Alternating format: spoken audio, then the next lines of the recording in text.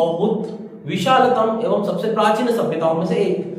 वास्तविक अर्थों में जो एनसीईआरटी बुक्स है उनमें इस सभ्यता का जो शुरुआत 2600 ईसा पूर्व से 1900 ईसा पूर्व मानी जाती है और ये सभ्यता आज से करीबन 5000 साल पुरानी सभ्यता है, जहां पर लोगों का जीवन इतना एडवांस और इतना विकसित था जो हम आज की दौर की सभ्यता से जिसका कंपैरिजन भी नहीं कर सकते। क्योंकि आज से 5000 साल पहले लोगों के घरों में पक्की ईंटें इस्तेमाल की जाती थी, घरों की दीवारों को ईंटों से निर्मित किया जाता था, वहां पर सार्वजनिक स्नानागार बनाए जाते थे, नगर में कुओं का निर्माण होता था, नालियां जो थी पूरी तरीके से पक्की नालियां थी जो ढकी हुई थी और सड़क के आसपास हुआ करती थी, और नालियां जो थी एक तरह से इतनी बड़ी नालियां थी जिसमें जल निकासी आसानी से संभव हो सकता था। उसके साथ ही सभी नालियों का एक नगर के बाहर जाकर किसी एक तालाब में मिल जाती थी, जिससे नगर में किसी प्रकार का जलभराव नहीं होता था। तो सोचिए कितनी विकसित सभ्यता होगी जो आज से 5000 साल पहले पनपी थी। उसके बाद इसके प्रमुखतम शहर थे हड़प्पा, मोहनजोदाड़ो, चुनवोदड़ो, सुतकोटड़ा, शोरतुघई, लोथल, धोलावीरा, रंगपुर, नागेश्वर जैसे प्रमुख शहर जो इसके सभ्यता के सबूत देते हैं। और ये भारत के बीच में कुछ शहर शामिल होते हैं, जैसे राजस्थान में कालीबंगा जिसमें जूते हुए खेतों के साक्ष्य मिले हैं।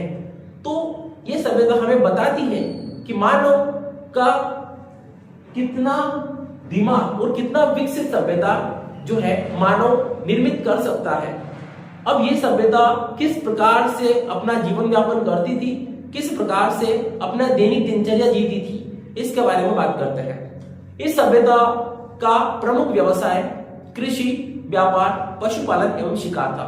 यानी कि ये 4 प्रमुख कार्य करते थे, व्यापार करते थे, पशुपालन करते थे, शिकार करते थे और इसमें उसके अलावा कृषि जो इनका प्रमुख व्यवसाय था। अब ये लोग जो थे कुछ जीवों के बारे में अवगत नहीं थे, जैसे अश्व के बारे में लोगों को अधिकतर ज्ञान नहीं था। उसके साथ ही धातुओं का इस्तेमाल ये लोग करते थे, जैसे ताम्र हो गया, कांसा हो गया, इसलिए कांसे का सबसे ज्यादा उपयोग इस सभ्यता में किया गया, इसको हम कांस्य सभ्यता भी कहते हैं। यहाँ पर लोहा जो ऐसी धातु थी जिसके बारे में ये लोग अवगत नहीं थे, लोहे के बारे में लोगों को ज्ञान नहीं था। यहाँ पर पूजनीय पशु वृषभ था जिसकी पूजा ये लोग करते थे, वृषभ यानी कि हम बैल कह सकते हैं। उसके साथ ही यहाँ पर मातृ देवी एवं भगवान पशुपति यानी कि भगवान शिव की पूजा की जाती थी। ये लोग अपना दैनिक जीवन बहुत ही सुचारू और सुव्यवस्थित तरीके से जीते थे। अब इस सभ्यता की खोज करने वाले यानी कि हड़प्पा की खोज करने वाले दयाराम साहनी थे तथा जो मोहनजोदड़ो है उनकी खोज करने वाले राखलदास बराड़ थे।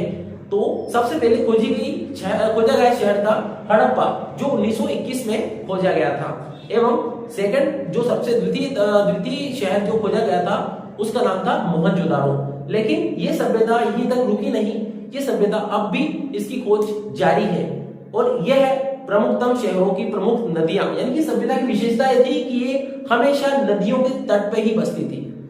नदियां यानी कि जैसे मोहनजोदड़ो है तो मोहनजोदड़ो की प्रमुख नदी थी सिंधु नदी जो कि आज भी बहती है। सिंधु नदी मोहनजोदड़ो के तट पर बहती थी।